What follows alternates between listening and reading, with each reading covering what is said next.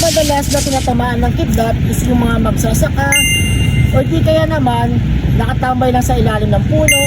Yung iba naman ay magbitbit lang ng payong, tinamaan pa rin ng kidlat. At yung pinaka-worst doon is yung akala mong safe ka sa loob ng bahay mo at naliligo ka, pero tinamaan ka pa rin ng kidlat. Kung bakit kaya nangyayari yung mga bagay na yon? Tara na't pag-usapan natin para malaman kung ano-ano ba talaga yung mga dahilan. This is Cabs! Guys, bakit nga ba may kidlat? Nabuo ang kidlat pag mayroong thunderstorm, pag may malalakas na ulan, hangin, at malalaking ulap.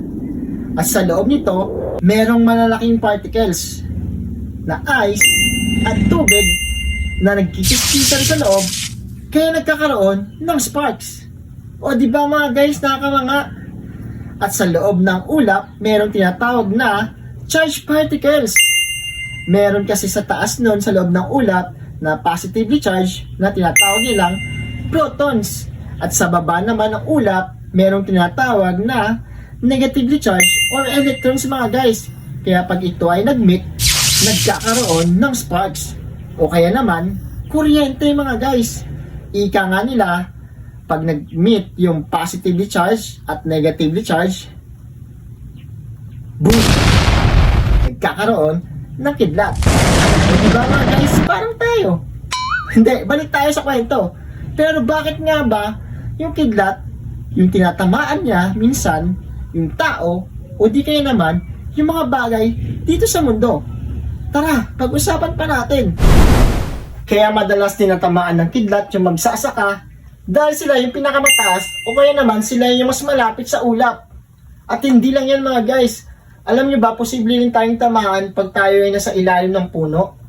Dahil yung puno ay merong positively charged at yung ulap naman na mas malapit sa puno, yung sa baba nun ay may negatively charged.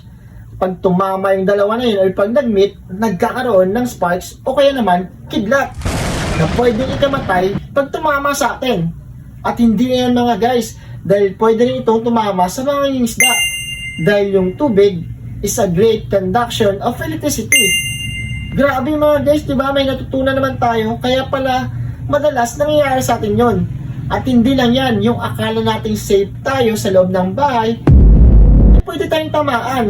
Dahil kapag naligo tayo, at yung bahay kasi natin, merong wires or electric wires, and then, merong pump or tubo or water pipe na tinatawag. Kaya mag-ingat tayo habang kumikidlat, ay wag na muna tayong maligo.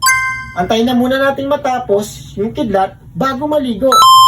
At yung payong naman ay posible ring habulin na kidlat. Dahil yung payong na hinawakan natin ay merong metal na pwedeng tamaan o habulin na kidlat. O di ba mga guys, akalaan niyo yun, yung simpleng bagay na akala natin safe ay delikado pala pag kumikidlat. At hindi lang yan mga guys, yung cellphone nyo kasi at naka-charge yan or may wire or nakakonect sa power bank or naka-charge sa loob ng bahay ay pwede ka rin tamaan.